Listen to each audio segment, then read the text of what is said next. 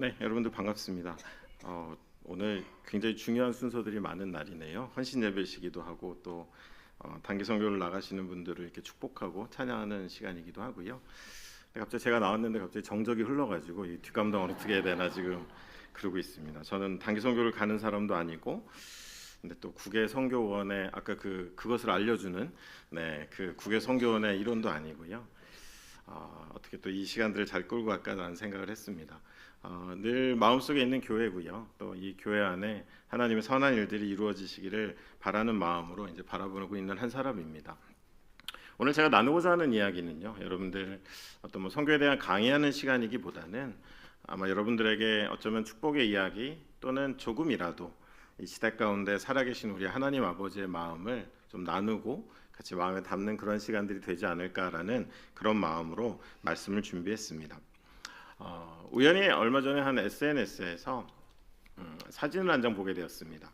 그 사진에는 제가 아는 분들이 많이 담겨 있었습니다. 단체 사진이고요. 굉장히 이렇게 사적인 모임과 같은 자연스러운 시간이었습니다.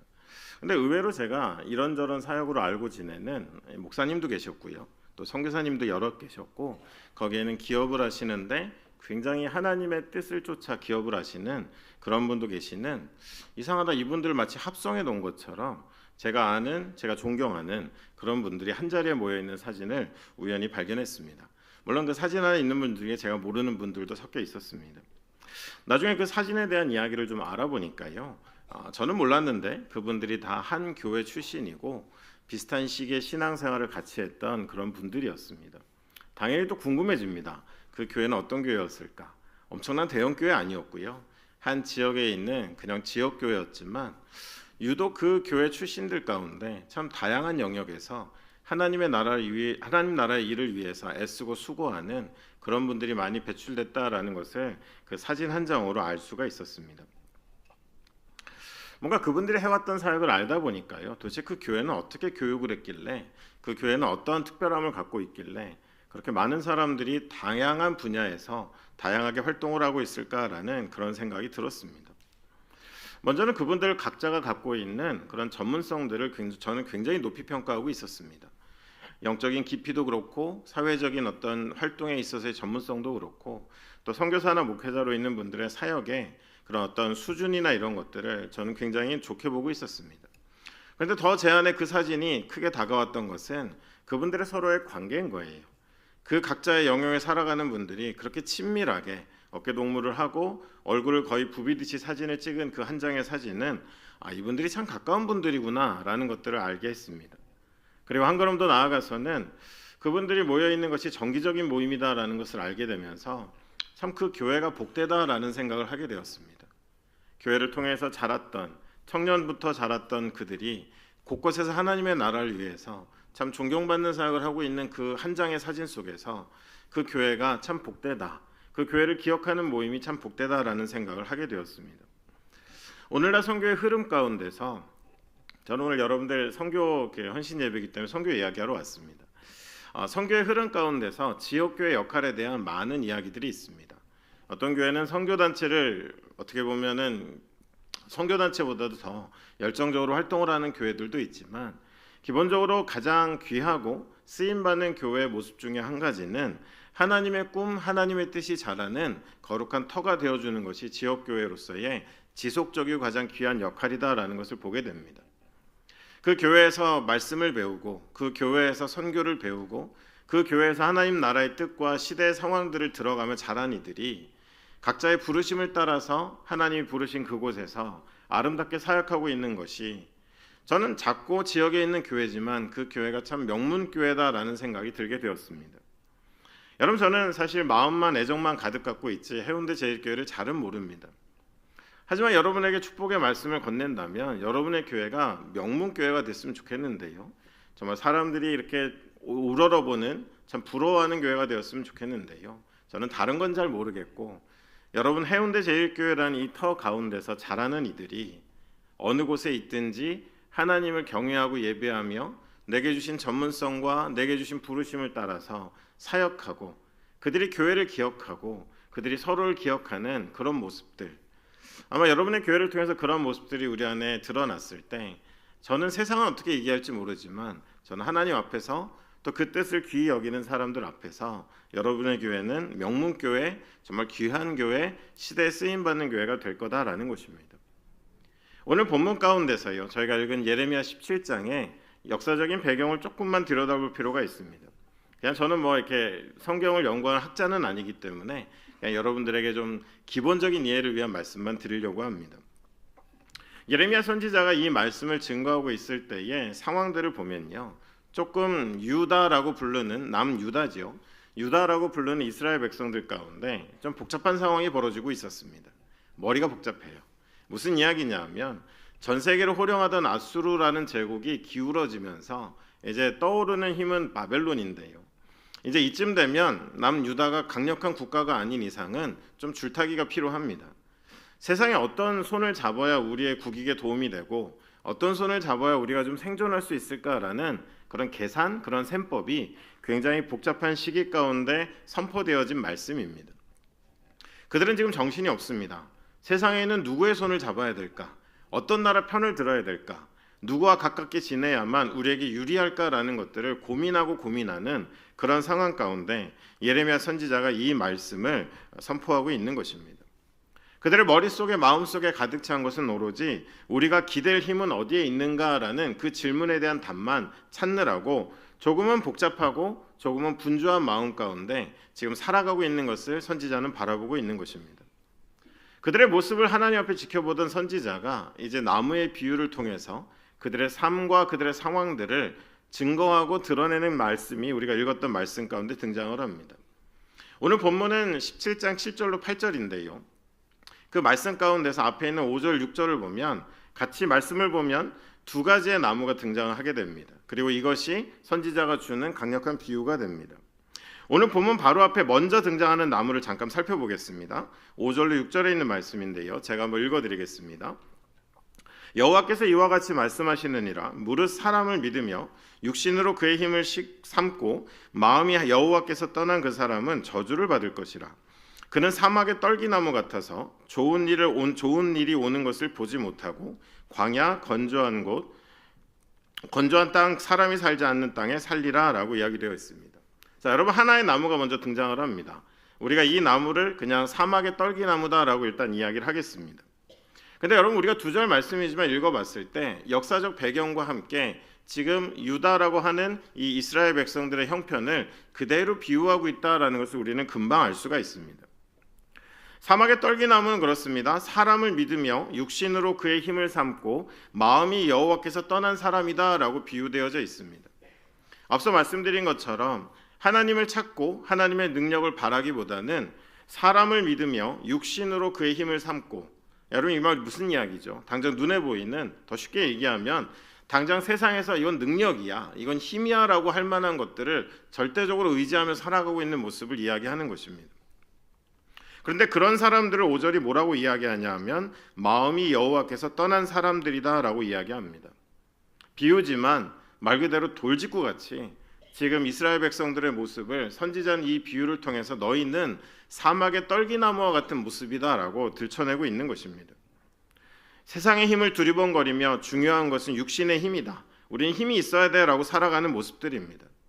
그렇게 사는 사람들이 점점 누적되다 보니까 이제는 하나님을 어찌 찾고 하나님 무엇을 원하시는지에 대한 관심은 점점 없고, 당장 내 문제를 해결할 수 있고 당장 내가 도움이 될 수 있는 것들에 온 생각과 마음이 빼앗겨 있는 것이 바로 너희들이다라는 이야기를 하고 있는 것입니다. 이런 모든 삶의 끝 가운데 여호와 하나님을 향한 믿음과 기대는 더 이상 작동하지 않습니다. 말할 수는 있습니다. 그것이 중요하다라고도까지 이야기할 수 있습니다. 하지만 그들의 삶을 지배하는 능력은 더 이상 아니었던 것입니다. 근데 놀랍게도 이어지는 말씀을 보면 사막의 떨기나무는 저주를 받는다라고 되어 있습니다. 그리고 한 가지 더 우리가 기억할 것은 좋은 일이 오는 것을 보지 못한다라고 했습니다. 여러분, 저주의 의미도 우리 안에 좀 크게 다가오지만 더 마음이 아픈 건 그들을 향해 오는 좋은 일을 보지 못한다라고 이야기합니다. 그래서 그들은 모든 것이 메말라버린, 사람이 찾지 않는, 바꿔 말하면 열매도 없고 어떤 영향력도 없고 의미도 없는 가운데 생존하고 있는 모습을 이 단 두 구절로 선지자는 사막의 떨기나무의 비유를 통해서 그들의 상황들을 이야기하고 있습니다. 반면에 오늘 우리가 읽었던 7절로 8절 말씀은 물가에 심겨진 나무에 대한 이야기를 하고 있습니다. 7절에 보면 여호와를 의지하며 의뢰하는 자다라고 되어 있습니다. 여러분, 우리가 여호와를 의지하자라는 이야기 교회에서 많이 사용하시죠. 조금 여기서 제가 알고 있는 건 아니고요. 찾아보니까 여기서 여호와를 의지한다라는 이 이야기가 히브리 단어로 조금 다른 단어가 쓰였습니다. 여기에 쓰여진 단어는 바타흐라는 단어가 쓰였는데요.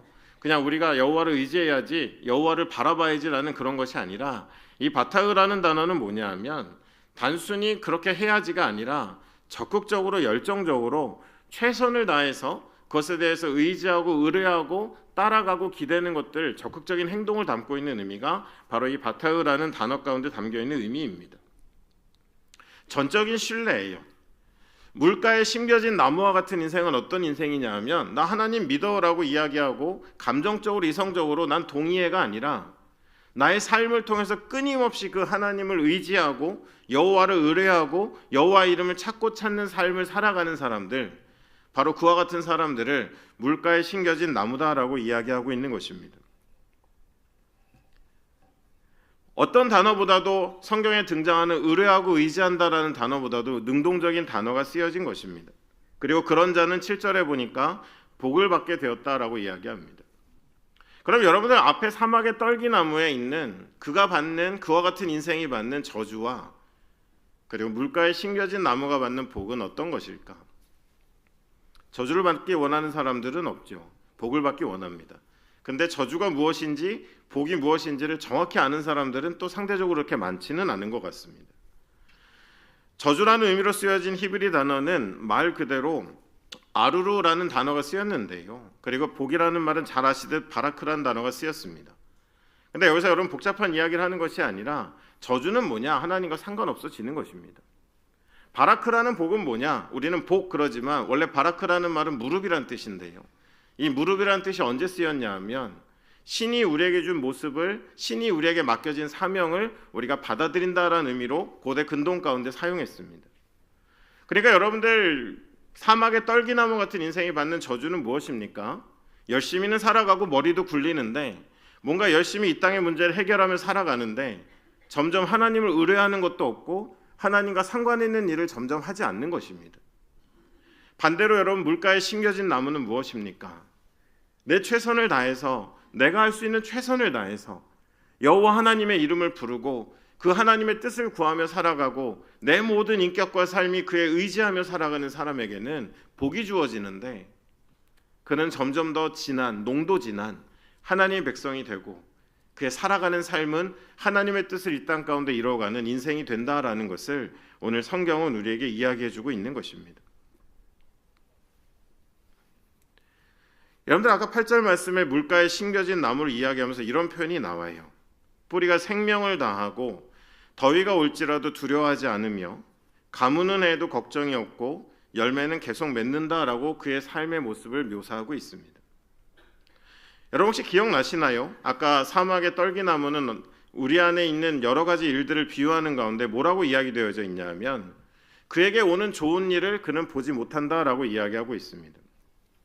저주를 받는 자와 복을 받는 자, 좋은 것이 우리에게 있음에도 그것을 똑바로 바라보지 못하는 자, 우리에게 어려움이 있더라도 우리 가운데 어려움이 달려오더라도 우리가 진정 바라볼 수 있는 참된 것을 바라보는 자, 이렇듯 예레미야 선지자는 지금 극명하게 갈리는 열매를 맺지 못하는 인생, 열매를 맺는 인생의 이야기를 극명한 비유를 통해서 이스라엘 백성에게 하고 있는 것입니다. 여러분들 이런 이야기는 비단 예레미야서에만 등장하는 것은 아닙니다. 끊임없이 이와 같은 비유와 가르침은 성경 전반에 등장을 합니다.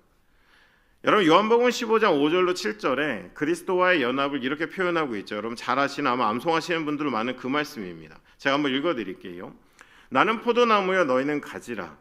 그가 내 안에 내가 그 안에 거하면 사람이 열매를 맞이 맺나니 나를 떠나서는 너희가 아무것도 할 수 없음이라.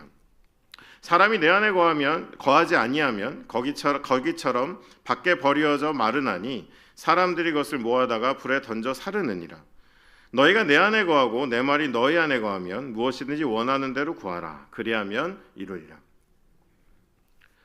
성경에 끊임없이 우리에게 하는 이야기는 여호와를 의뢰하라는 것입니다. 그 하나님의 뜻을 구하며 열정적으로 살아갈 때에 우리는 사막에 심겨진 떨기나무가 아닌 물가에 심겨진 생명이 넘치고 열매를 맺으며 우리에게 오는 좋은 것들을 바라보며 살아가고 우리에게 있는 어려움을 가뿐히 뛰어넘고는 그 영광을 바라보며 살아가는 인생들이 될 거다라는 이야기를 하고 있는데요. 우리가 읽은 이 말씀 속에서도 너희는 예수는 포도나무고 너희는 가지니 우리 안에 연합하고 함께 했을 때 비로소 참된 열매를 맺는다라는 이야기를 동일하게 하고 있습니다. 여러분, 이러한 삶을 살아갔던 사람들, 흔히 저희가 초대교인들을 많이 떠올리죠. 초대교인들의 모습들을 놓고 여러 가지 설왕설래가 있었는데요. 유대인의 가장 큰 지혜라고 하는 가말리엘이 이런 이야기를 합니다. 사도행전 5장 38절로 39절인데요. 이 말씀은 같이 한번 읽었으면 좋겠습니다. 사도행전 5장 38절로 39절 말씀입니다. 함께 읽겠습니다. 시작. 이제 내가 너희에게 말하노니 이 사람들을 상관하지 말고 버려두라. 이 사상과 이 소행이 사람으로부터 났으면 무너질 것이요 만일 하나님께로부터 났으면 너희가 그들을 무너뜨릴 수 없겠고 도리어 하나님을 대적하는 자가 될까 하노라 하니. 여러분, 초대교인들은 강한 사람들이 아니었습니다. 유력한 사람들도 아니었습니다. 앞서 비유 가운데 등장하는 세상에 큰 힘을 가진 사람들도 아니었습니다. 근데도 그들이 살아가는 삶, 그들이 전하는 복음은 어쩌면 좀처럼 멈춰 세울 수 없는 강력한 영향력으로 시대 가운데 흐르고 있었습니다. 그들은 어디에 있든지 예수를 주라 그리스도라 가르치고 전도하는 일을 그치지 않았습니다. 근데 그것이 유대인들에게는 또 로마의 정치인들에게는 골칫덩어리였습니다. 만약에 예수가 주가 되면 유대인들은 주를 십자가에 못 박은 자들이 되는 것이고 저들의 세력이 점점 커지면 로마를 다스리는 데 있어서 로마 정치하는 사람들에게 있어서는 부담이 될 수밖에 없었습니다. 그런 그들이 이제는 어떻게 그들을 처리할까라는 그 중요한 이야기를 했을 때 가말리엘이라는 지혜자는 방금 우리가 읽었던 말씀을 한 것입니다. 여러분 뭔가 발견하셨습니까? 내버려 두라는 거예요. 그들의 사상과 소행, 그들이 갖고 있는 삶의 목적과 소행, 그들의 활동이 하나님께로부터 사람으로부터 났다면 굳이 애써서 그들을 방해하지 않아도 그들은 스스로 유통기한이 지나면 소멸할 것인데 만약 그 사상과 소행이 하나님께로부터 왔다면 너희들이 하나님을 대적하는 것이 될 거다라는 꽤 무서운 이야기를 하고 있는 것입니다. 여러분, 제가 앞서 읽었던 말씀들, 이 비유를 통해서 교회와 함께 나누고 싶은 이야기가 이것입니다. 우리가 하나님의 일들을 감당하고 하나님의 뜻을 쫓아 살아가고 시대 안에 소금이 되고 빛이 되는 삶을 살아가려고 했을 때 가장 중요한 것은 우리의 사상과 소행, 우리가 생각하고 우리가 목적하는 일들의 원산지가 그저 사람의 생각이나 사람의 편리가 아니라 하나님께로부터 온 것, 마치 나무가 물 곁에 심겨진 나무처럼 끊임없이 양분을 공급받고 생명에 연결된 복된 인생이 되는 것처럼 우리가 그런 공동체가 될 때 위기는 있겠고 어려움은 있겠지만 정작 그들을 통해 하나님이 하시고자 하는 일들은 중단되지 않을 것이고 세상은 함부로 그것을 누를 수 없을 것이고 대적하는 사람들은 이길 수 없을 것이고 하나님은 그 공동체를 지키고 보호하시며 하나님의 목적을 위해 사용하실 것이다 라는 것입니다. 하나님을 믿고 의지하는 것만이 의지하며 살아가는 것은 그저 막연한 생각이 아닌 것입니다. 앞서 말씀드린 바타흐라는 히브리 단어처럼 우리의 열정을 다해서 우리의 힘을 다해서 여호와를 의뢰하고 의지하고 살아가는 것, 그런 삶이 중단된 사람들이 사막에 심겨진 떨기나무라면 그 삶을 살아가는 교회는 개인은 이제 그 잎이 마르지 않으며 하나님의 뜻을 행함에 부족함이 없는 복된 공동체로 하나님이 사용하실 거다라는 것입니다. 구원을 하나님의 때의 일이라고 기대하고 바라보는 것, 하나님이 이루시는 일들을 기대하며 바라보는 것들이 그런 공동체 가운데 허락되어지게 된다라는 거예요. 그럼 여러분들 우리가 한번 이야기하고 싶은 것은 이것입니다. 뿌리 깊은 나무로서 살아가는 공동체, 오늘날 저와 여러분이 살아가는 시대 안의 교회는 어떤 것일까? 아마 여러분 여기까지 말씀드리고 제가 마치는 기도 하자고 해도 갑자기 되게 반가우시죠? 여러분 기도 많이 하셨다고 들었는데 아마 여러분 기도하자고 해도 여러분들 아마 무슨 의미인지 이미 아셨을 거예요. 우리는 사막의 떨기나무가 돼서는 안 되고 정말 물가에 심겨진 공동체가 되고 인생이 되어야겠다라는 그 의미 자체는 여러분들 이미 아셨을 것입니다. 하지만 여러분 중요한 것은 우리가 함께 선교의 주관으로 헌신 예배로 모였을 때 우리가 기억할 것은 과연 하나님 백성이 사막의 떨기나무가 아니라 물가에 심겨진 나무로 살아간다는 것은 구체적으로 어떤 모습일까? 또 이것이 오늘날 하나님의 나라를 향한 교회의 모습으로 우리가 생각해 본다면 어떤 모습이어야 할까지에 대한 이야기를 잠시 나누어야 하는 것입니다. 저는 오늘 여러분에게 3가지 정도만 말씀드리려고 합니다. 여러분, 첫 번째로요, 뿌리 깊은 나무와 같은 공동체는 늘 하나님의 주권을 인정하는 모습으로 살아갑니다. 인간이 갖고 있는 힘, 앞서 여러분 기억하시나요? 사막에 심겨진 떨기나무는 이 머리를 굴리는 그 이스라엘의 모습인데요, 힘이 될 것이 있는가, 우리가 의지할 것이 있는가를 세상에서 찾지만 뿌리 깊은 나무와 같은 공동체는 늘 하나님께 구하고 하나님께로부터 오는 능력을 덧입어서 하나님의 일을 감당한다라는 것입니다. 사람을 의지하고 육신으로 그 힘을 삼지 않습니다. 뿌리는 끊임없이 생명을 향해 뻗고 생명을 향해 깊이 들어가고 생명에 닿기 위해서 바라으라는 그 의뢰한다라는 말처럼 주님을 찾고 또 찾는 것이 바로 이와 같은 공동체의 모습이다라는 것입니다. 여러분들, 세계 선교 역사 안에서요, 이런 장면들을 보면 우리는 너무 이것이 당연하다라고 생각하지만 세계 선교의 역사 속에서는 굉장히 중요한 전환기들이 있었습니다. 초대교인들의 이야기를 잠시 말씀드렸는데요, 그들은 성령의 공동체였죠. 우리가 사도행전을 사도행전이다라고 이름이 명명됐기 때문에 이야기하지만 사실적으로 사도행전에 있어서 주인공은 사도들이 아니라 성령입니다. 우리가 사도행전을 읽다 보면 끊임없이 그들의 걸음을 멈추게도 하고 돌리게도 하고 인간의 능력을 뛰어넘는 것들로 상황을 맞이하게도 하는 모든 장면들마다 성령 하나님이 계시죠. 그 성령이 그들을 이끌었고 그 성령이 성령의 열매를 그들을 통해 거두셨습니다. 그럼에도 불구하고 초대교회가 지나고 기독교가 공인되고 국교화되고 제도화되는 과정 가운데서 여러분들, 하나님의 주권이라는 것 안에 먼저 성령의 말씀을 드리고 있는 건데요, 성령의 존재감이 교회 안에 점점 소멸되기 시작했습니다. 잘 짜여진 구조와 우리가 갖고 있는 자원과 우리가 할 수 있는 당장의 일들로 교회를 채워가면서 점점 교회는 화려해지고 커졌지만 상대적으로 그 교회 안에 성령의 존재감은 점점 줄어들어서요, 18세기, 19세기를 지나면서 한 현자는 이런 얘기를 했습니다. 초대교회 안에 성령을 빼버린다면 그들의 활동은 99% 멈출 것이지만 현대교회 안에서 성령의 존재를 빼도 현대교회는 아무런 문제 없이 99%가 운행되어질 거다라는 이야기를 한 사람이 있었습니다. 여러분, 여기서 한번 여러분에게 질문해 보는 거예요. 해운대 제1교회 안에서 성령의 존재감은 어떻습니까? 여러분의 일상의 삶 가운데서 성령은 얼만큼의 비중으로 여러분의 삶과 동행하며 여러분의 삶에 영향을 끼치고 있냐라는 것입니다. 교회는 더 강해졌고 온 세계를 호령할 만한 그런 힘을 갖게 됐지만 점점 성령의 존재감이 줄어들면서 그들의 사람의 권위로서의 어떤 교권이라는 것이 말씀을 뛰어넘고 성령을 뛰어넘어서 이제는 선교가 하나님의 역사가 아닌 인간의 재량적 판단으로 이루어지는 인간의 역사와 같이 흘러갔던 것들을 보게 됩니다.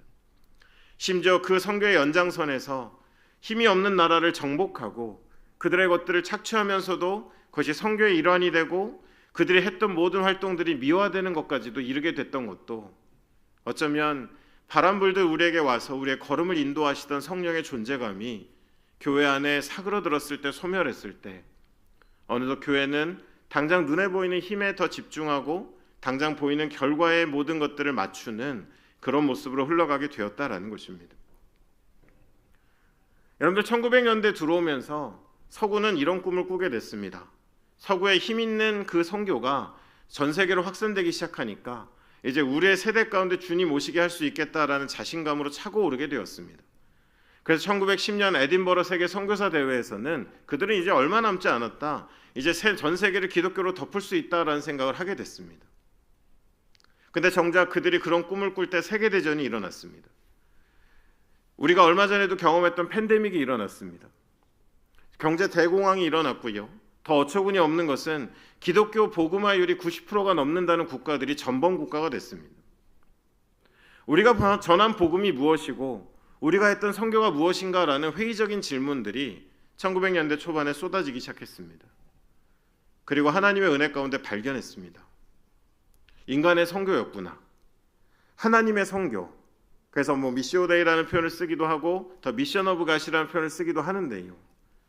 이 선교의 주체가 되시는 그 하나님이 그 주연의 자리에 계시지 않고 우리가 우리의 열정으로, 우리의 가진 능력으로 너무도 많은 일을 벌렸다라는 것을 그들은 깨닫게 되었습니다. 그래서 다시 한번 그들은 하나님을 초청했습니다. 하나님이 원하시는 일, 하나님이 하시고자 하는 일들을 끊임없이 고민하는 그 고뇌와 성찰이 세계 곳곳에서 일어나게 되었고, 그 생각의 연장선에서 많은 선교의 회복 운동들이 일어나게 되었던 것입니다. 이제 저와 여러분들이 살아가는 현대사회로 왔습니다. 우리는 성령의 존재감도 회복하는 노력을 해왔고 하나님의 선교를 회복하는 노력도 해왔습니다. 근데 한 가지 여러 선교의 모델들을 바라보면서 요즘 제가 갖는 깊은 고민이 하나 더 있습니다. 그것은 바로 우리가 선교를 수행하는 우리들의 방식입니다. 여러분, 우리는 예수 그리스도의 제자입니다. 우리는 예수 그리스도의 제자로 살기를 마음속에 결단한 사람들입니다. 그럼 우리가 하나님의 나라를 섬기는 방식과 그 모든 것들이 예수를 닮아가야 되는 것 아니겠습니까? 예수 그리스도는 자기를 비워 이 땅 가운데 오시고 정말 흙 묻은 세상에 때 묻은 제자들의 발을 씻기시며 너희도 이와 같이 하라라고 말씀하셨습니다. 예수님의 방식과 생각들이 어느덧 우리 안에 잘 미화되어서는 선교를 수행하는 모습들이 예수와는 상관이 없는 모습들이 현대교회 안에 있다 보니까 이것 또한 또 하나의 고민으로 던져지고 있는 것입니다. 여러분, 첫 번째로 뿌리 깊은 교회는 어떤 교회라고요? 하나님의 주권을 인정하는 교회라고 말씀드렸습니다. 이제 좀 말씀드린 걸로 풀어보면 성령의 존재감이 살아있는 교회입니다. 모여서 기도하고 하나님의 음성을 들으며 중요한 결정을 내릴 때마다 주에게 의지하고 의뢰하는 모습들로 하나님께 나아가는 지도자들이 있고 성도들이 있는 교회가 하나님의 주권을 인정하는 교회인 것입니다.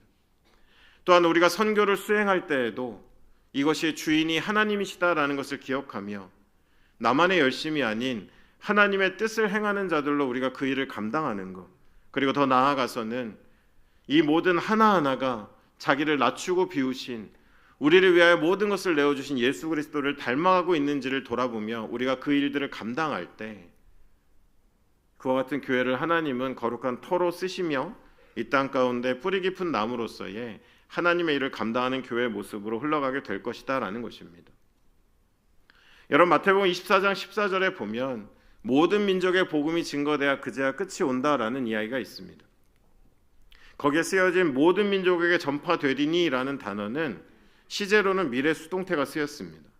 여러분, 이 얘기는 뭐예요? 하나님의 약속입니다.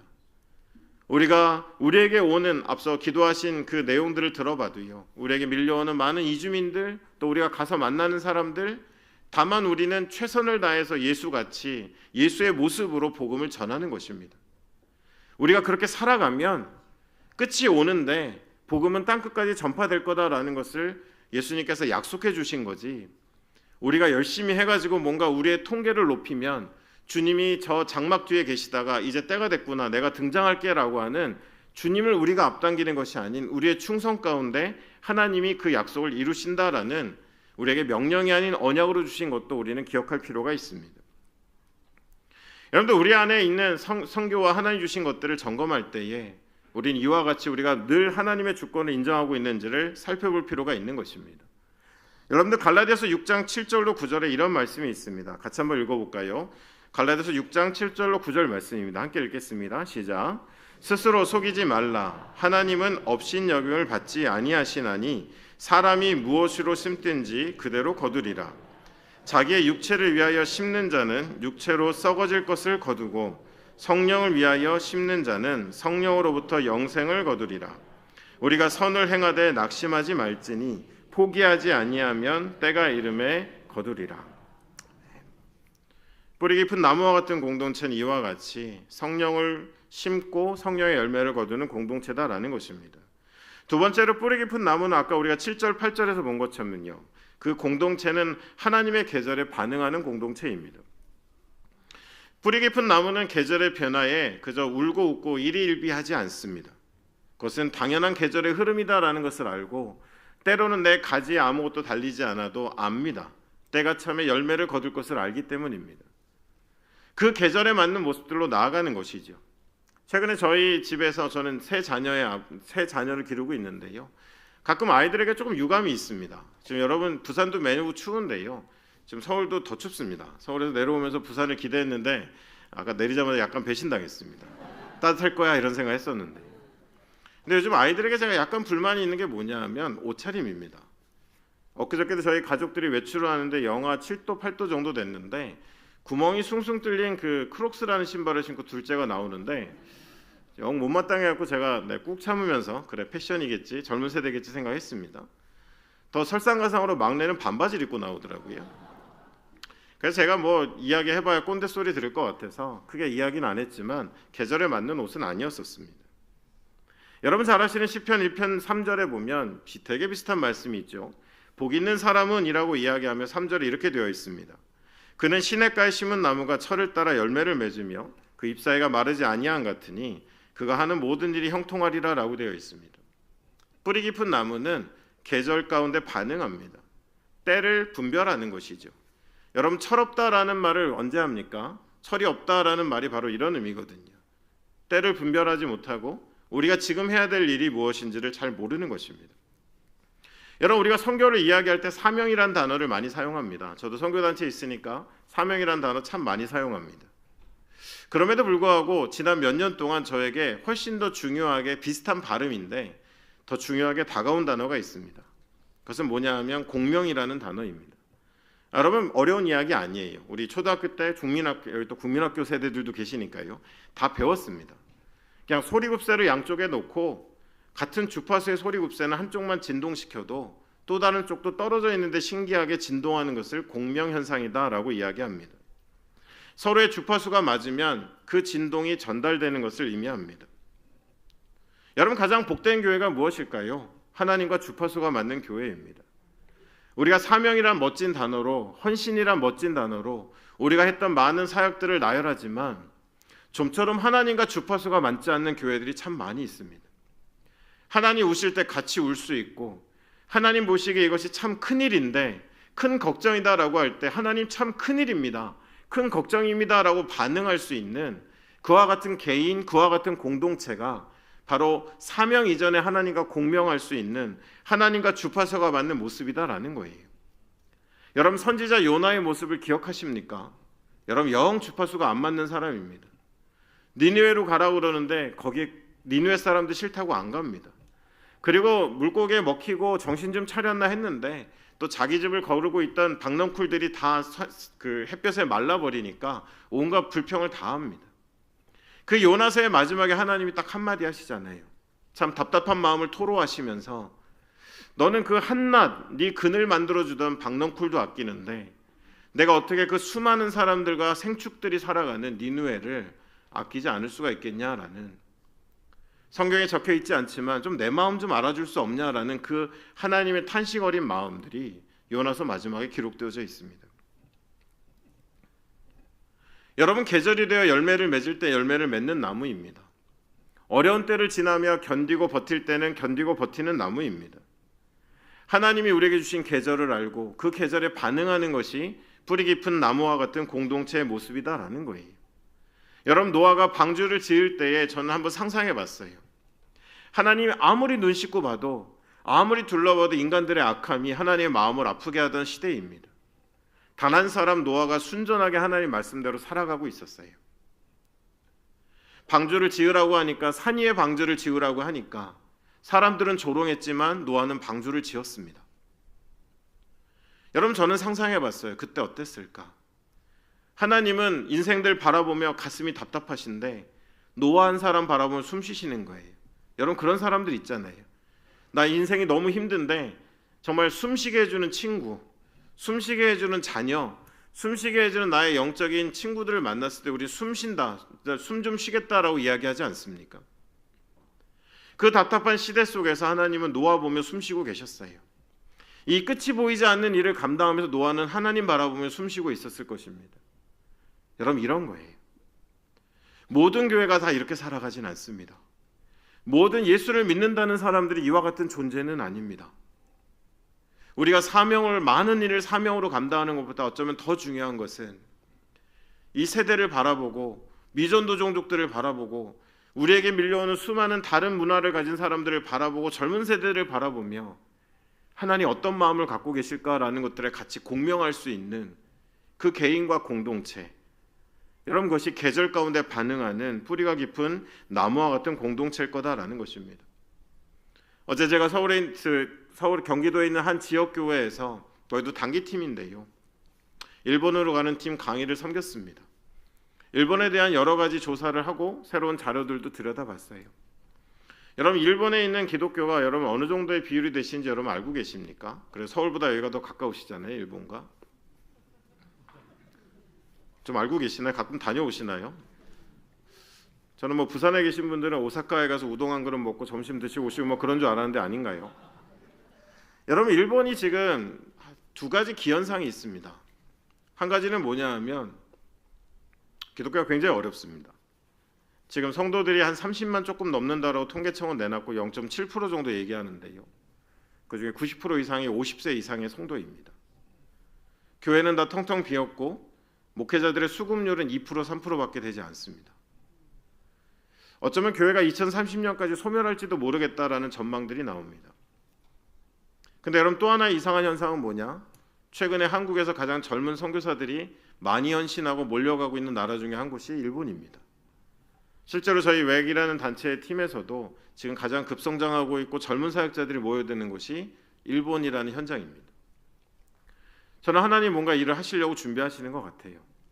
기존에 계신 선교사님들도 사역의 유형들을 하나님의 이끌림 가운데 바꾸시는 분들이 있어요. 제가 이 자리에서 뭔가 정확히 말씀드릴 수는 없지만 일본이라는 나라 안에 있는 선교에 또 다른 계절이 시작됐고, 늘 하나님에게 부르짖고 하나님을 의지하는 인생들은 그 계절의 변화를 알고 반응하기 시작하고 있다는 것입니다. 여러분 교회가, 한국 기독교가 젊은 세대들을 많이 걱정하죠. 젊은 세대들은 또 한국 기독교를 많이 걱정합니다. 근데 여러분 젊은이들이 저 교회를 떠난다라고 이야기하는데요, 그때도 우리에게 필요한 것은 공명입니다. 뭔가 우리가 원하는 일을 막 해주는 것이 아니라 그들과 같은 주파수로 반응할 수 있는, 바로 우리 안에 그들의 계절에 반응할 수 있는 그런 열려있는 우리의 모습들이 필요하다라는 거예요. 마태복음 11장 15절로 19절에는 예수님이 비유가 등장을 합니다. 제가 한번 읽어드릴게요. 귀 있는 자는 들을지어다. 이 세대를 무엇에 비유할까? 비유하건대 아이들이 장터에 앉아 제 동물을 불러 이르되 우리가 너희를 향하여 피리를 불어도 너희가 춤추지 않고 우리가 슬피 울어도 너희가 가슴을 치지 아니하였다 함과 같도다. 요한이 와서 먹지도 않고 마시지도 아니하매 그들이 말하기를 귀신이 들렸다 하더니 인자는 와서 먹고 마시며 말하기를 보라 먹기를 탐하고 포도들을 즐기는 사람이요 세리와 죄인의 친구로다 하니 지혜는 그 행한 일로 인하여 옳다함을 얻느니라. 반응하지 않는 사람들, 그 끊임없이 구경꾼으로 남아있는 사람들에 대한 이야기를 예수님이 하고 계세요. 여러분 철없는 사람들이 있습니다. 하나님이 하시는 일을 구경만 하는 사람들이 있습니다. 구경하며 평가하고 판단하고 뭔가 자신들이 갖고 있는 것들로 여러 가지 이야기를 쏟아내지만 정작 그들은 그들의 삶을 담그지 않습니다. 여러분 이 땅에 많은 구경꾼들이 늘어나는 것은 결코 하나님 나라에 도움이 되지 않습니다. 여러분 몇 년 전에 미국에 있는 에즈버리라는 신학교에서 부흥이 일어났습니다. 사실 사람의 이성으로 잘 설명되지 않는 현상이었어요. 학생들의 정기 기도회가 끝나지 않고 낮과 밤에 끊임없는 찬양과 기도가 이어지면서 누구도 인간적인 힘으로 멈춰 세울 수 없는 기도회가 연일 진행됐던 적이 있었습니다. 아마 여러분들도 기사로 보셨을 것입니다. 여러분 학교가 그 기도회를 왜 멈추게 되었는지 표면적으로 드러난 이유는 이제 학사 일정 때문이다라는 이야기를 학교 관계자는 했었습니다. 근데 여러분 더 중요한 이유가 뭐였는지 아세요? 너무도 많은 구경꾼들이 거기에 몰려들었습니다. 부흥이 일어났대. 어떤 일이 일어나는지 나도 거기 가서 보고 앞에서 사진 찍고, 여기는 에즈버리, 여기는 부흥의 현장, 그런 사진들이 SNS에 올라오긴 했지만 정작 시대의 귀한 하나님의 정말 우리의 이성으로 담아낼 수 없는 일이 일어났을 때 나도 저의 일원이 되기를 원하고 내가 선 곳에서 그와 같은 일이 일어나기를 원하는 마음으로 기도했던 사람들보다는 사진을 보고 영상을 접하고 이야기하고 거기를 또 찾아가서 현장에서 사진을 찍은 너무도 많은 구경꾼들 때문에, 철없는 사람들 때문에 하나님은 끊임없이 말씀하시고 끊임없이 일어나는 많은 현상 속에 계신데도 불구하고 반응하지 않는 사람들이 너무도 많다라는 거예요.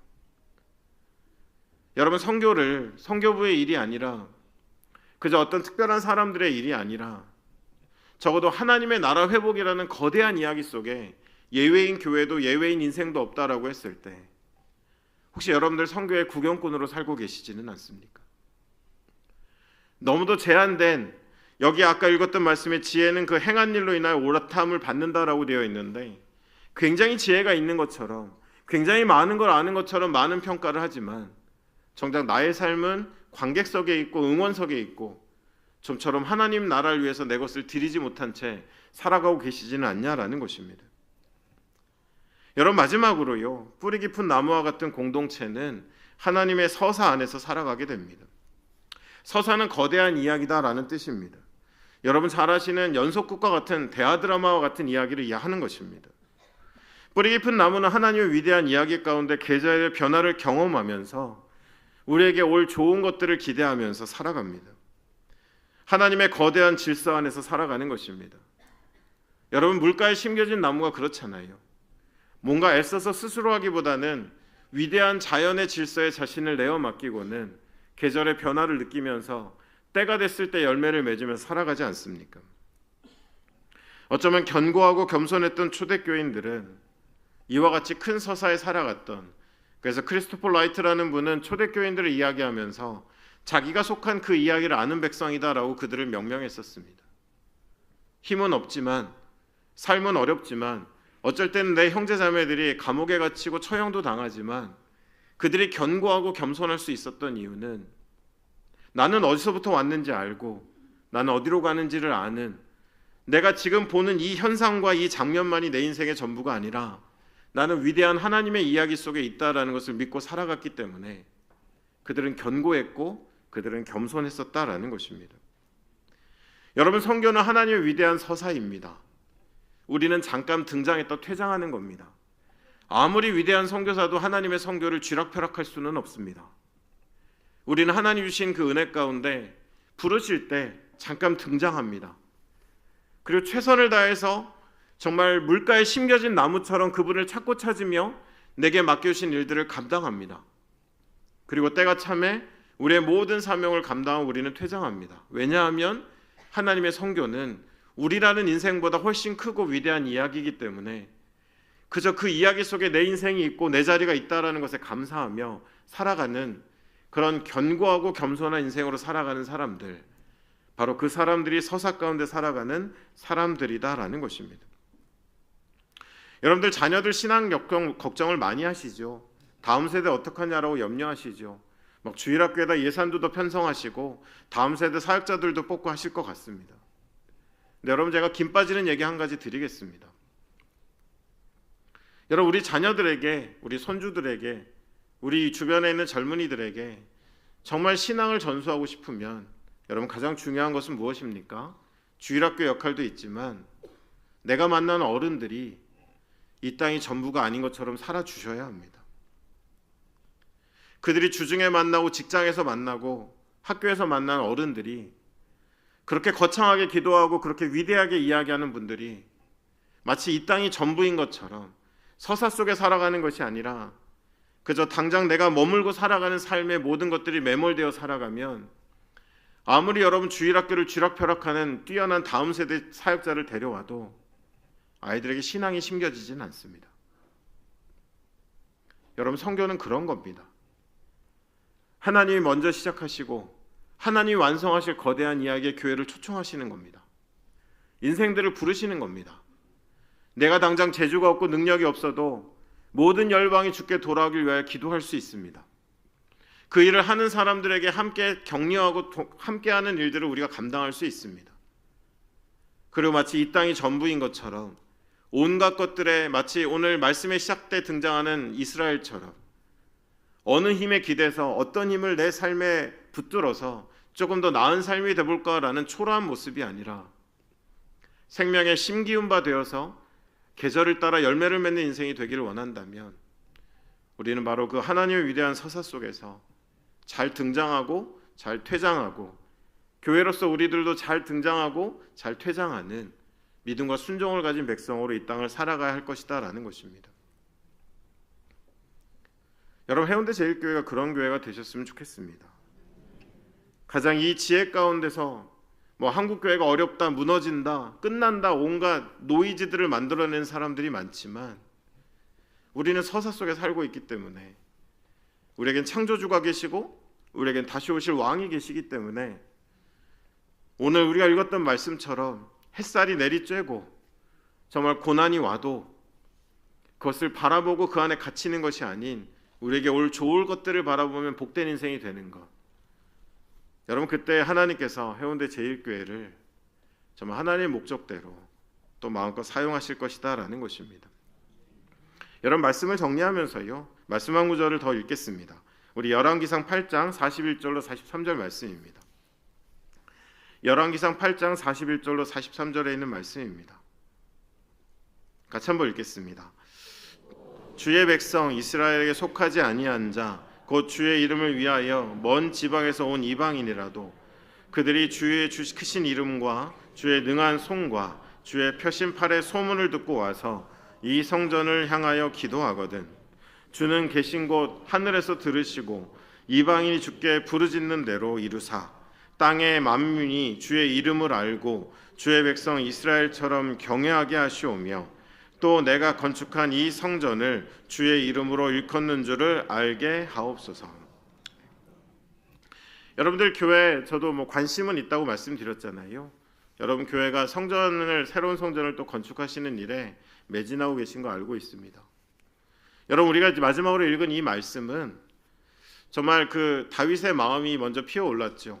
난 이렇게 좋은 궁전에 있는데 내 하나님의 성막이 너무도 초라하니까 성전을 짓겠다 했지만 그 꿈은 그의 아들 솔로몬의 때 이루어집니다. 나중에 솔로몬은 많이 망가지지만 그래도 이 성전을 봉헌하는 이 자리만큼은 선지자와 같이 하나님의 뜻을 대언하며 이야기하고 있는 장면입니다. 여러분, 저는 이 말씀, 열왕기상 8장 전체의 말씀을 읽으면서 마음속에 갖는 늘 다짐이 있습니다. 그리고 교회들을 만날 때마다 그렇게 권면을 드립니다. 여러분, 새로운 성전을 지으시고 입당하셨을 때 여러분 어떤 일들을 기대하십니까? 여러분, 그 예배당에 여러분 무엇이 가득 채워졌으면 좋겠습니까? 성도들이 차고 넘쳤으면 좋겠죠. 여러분, 인간적으로 당연히 그렇습니다. 여러분 또 그렇게 얘기하면 내가 너무 세속적인가 생각하지 않으셨으면 좋겠습니다. 당연히 우리가 바랄 일입니다. 하지만 여러분, 처음 하나님의 성전을 드릴 때 이 장면 속에서 우리가 발견하는 것은 첫 번째로 하나님이 계신 성전을 가득 채울 것은 첫 번째는 하나님의 임재입니다. 하나님의 임재가 가득 채워져야 되는 거예요. 열왕기상 8장에 보면 고개를 들지 못하고 곳에 가득 하나님의 임재가 임하는 장면이 나옵니다. 여러분, 교회에 미리미리 나오셔서 정말 우리가 보게 될 새 성전의 좌석들이 가득 차는 것도 바라지만 그 이전에 예배할 때마다, 기도할 때마다 우리의 성전 가운데 하나님의 임재가 가득 임하기를, 채워지기를 기도하는 여러분들 되시기를 간절히 바랍니다. 또한 한 걸음 더 나아가서 여러분, 채워진 것은 열왕기상 8장을 보면 기도였습니다. 만민이 기도하는 집이라고 그랬잖아요. 정한 때만이 아니라 나와서 민족과 열방을 향해 아직 주님의 영광을 보지 못한 사람들을 위해 하나님의 뜻이 이루어지지 않고 있는 곳을 향해서 끊임없이 기도하는 기도가 차오를 때 그것이 종교 건물이 아닌 하나님의 성전이 되는 것입니다. 그리고 한 가지 더, 여러분, 오늘 우리가 읽었던 말씀 속에서 채워져야 될 것은 바로, 여러분은 이 말씀이 놀랍지 않으세요?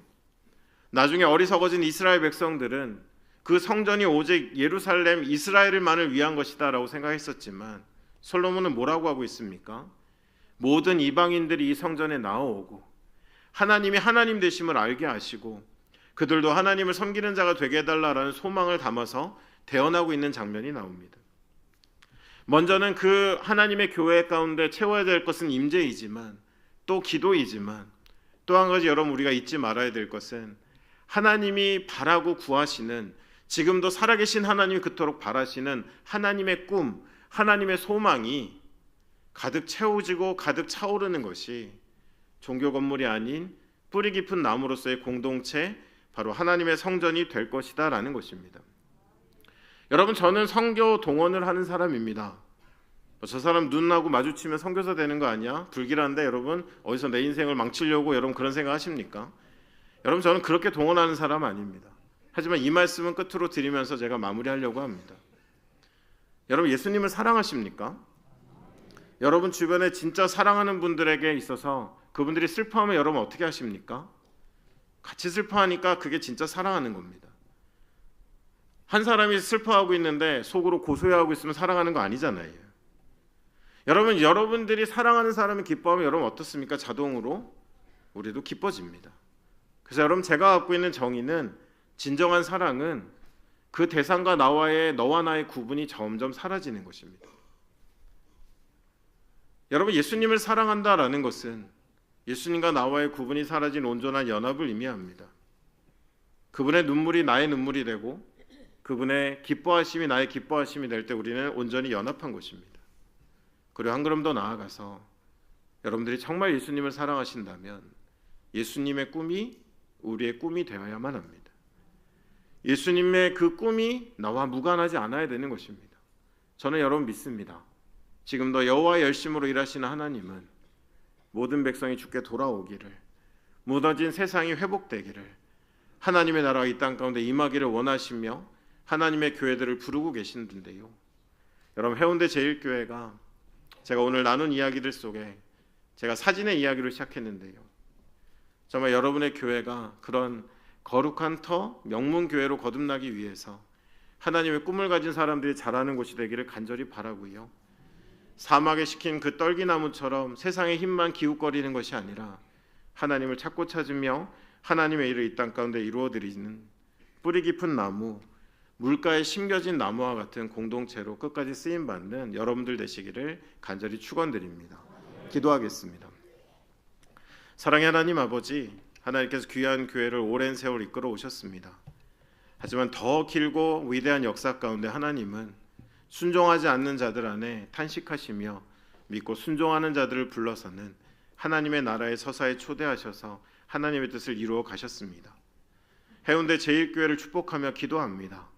다른 어떠한 것보다 새로운 성전에 들어갔을 때 그곳에 하나님의 임재가 가득하기를 간절히 소원합니다. 그곳에 멈추지 않는 주님을 향한 간구가 흐르기를 간절히 원합니다. 그리고 그것에 그치는 것이 아니라 하나님이 그토록 시대 가운데 세대 가운데 갖고 계신 그 꿈이 우리의 꿈이 되는, 마땅한 우리의 꿈이 되는 거룩한 꿈을 꾸는 사람들이 가득 채워지는 교회 되어지기를 간절히 원합니다. 그래서 하나님, 세상 기웃거리며 말라가는 떨기나무와 같은 교회가 아니라 물가에 심겨져서 철을 따라 열매를 맺고 하나님의 영광을 드러내는 귀한 주님의 교회 될 수 있도록 함께하여 주시옵소서. 이 모든 말씀 우리 주 예수 그리스도의 이름으로 기도드렸습니다.